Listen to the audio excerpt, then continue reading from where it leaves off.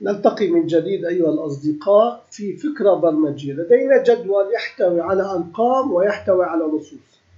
نريد أن يتم حذف الأرقام. لنفترض أن هذا الجدول الذي هو بين يدينا الآن يحتوي على رقم ثم نص ثم رقم ثم نص.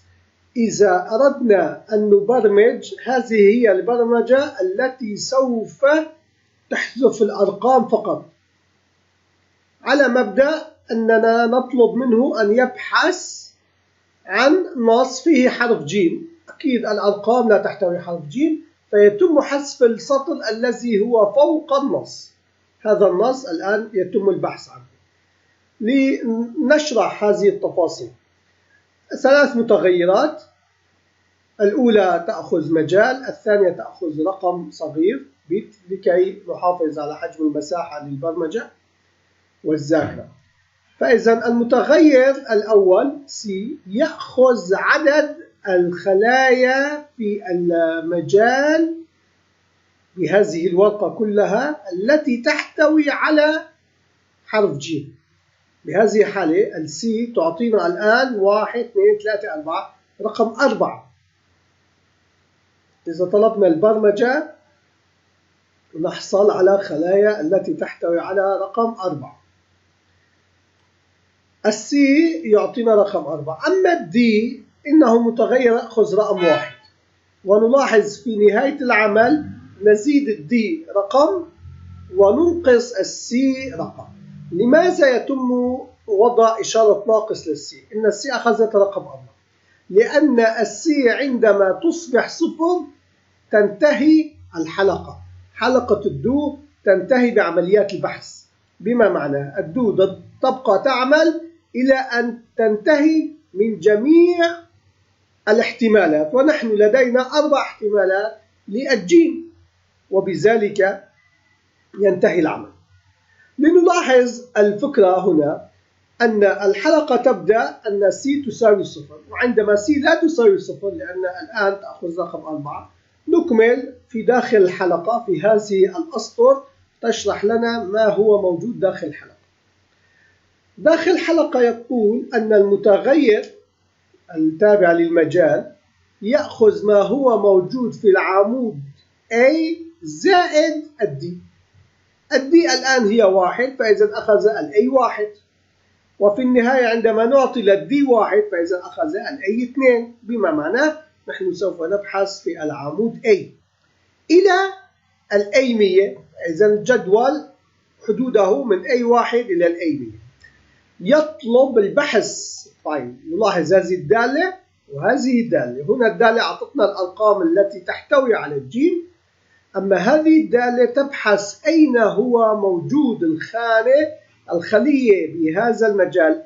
هل الأي 1 يوجد لها في عملية البحث موجود فيها الجيم بحرف قبل وحرف بعد؟ النجمة يتجاهل الأحرف القبل والأحرف البعد. إذا تحقق الشرط نقول إذا المتغير RNG كانت لا شيء فإذا خذ هذا السطر واحذفه.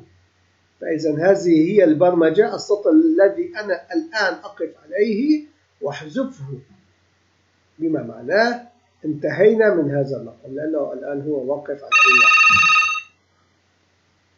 نعتذر على الانقطاع. فإذا الفكرة البرمجية أن السطر الذي هو nothing يتم حذفه. نلاحظ أن بهذه الخلية بهذا السطر نحدد الأي ويأخذ الدي الذي هو 1 ما زال 1 لم يزد إلى 2، والمجال نفسه الذي هو يتوافق مع RNG. فإذا ما هو تم البحث عن طريقه لكن السطر الأعلى، فإذا سوف يتم حذف هذا السطر وتنتهي الإف وينقص قيمة السي وتزيد قيمة الدي لكي نعود ونعمل بالحلقة. الآن سوف نجرب البرنامج بطريقة سريعة. نلاحظ أن انتهت الأرقام وحذف. أما الفكرة التي سوف نعود ونجربها هي خطوة خطوة لكي نلاحظ أن البرنامج كيف يعمل.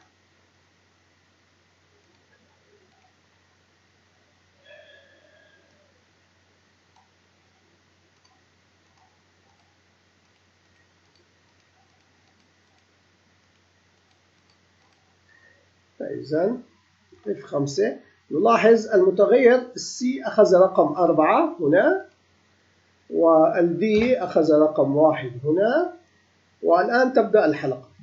تبدأ الحلقة لكي تقول، نلاحظ هلا RNG أخذت القيمة جورج 1، فإذا بمعنى إنها وجدت أول قيمة، أول خلية في هذا المجال. عملية الإيجاد تسرع من عملية البحث في الحلقة، إنها لن تأخذ أي واحد، أول ما تجد الناتج تحدده. بهذه الحالة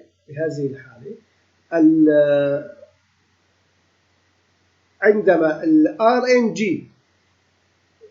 تتحقق نلاحظ ماذا يتم العمل. تم حذف السطر الأول، الذي هو لا يتوافق مع البحث.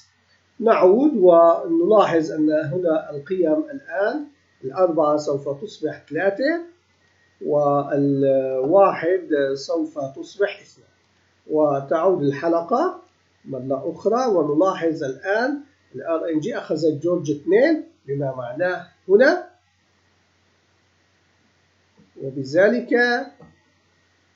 سوف يتم حذف السطر الثاني. تم حذف السطر الثاني، ونلاحظ أن الأرقام تتغير. حذف السطر الذي يحتوي على رقم 3 الآن يحذف السطر الذي يحتوي على رقم 4.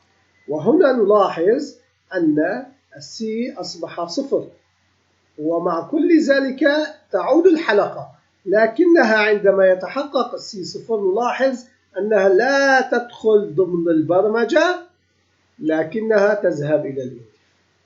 برمجة جميلة جدا، أرجو أن تكونوا قد لاحظتوا أهميتها.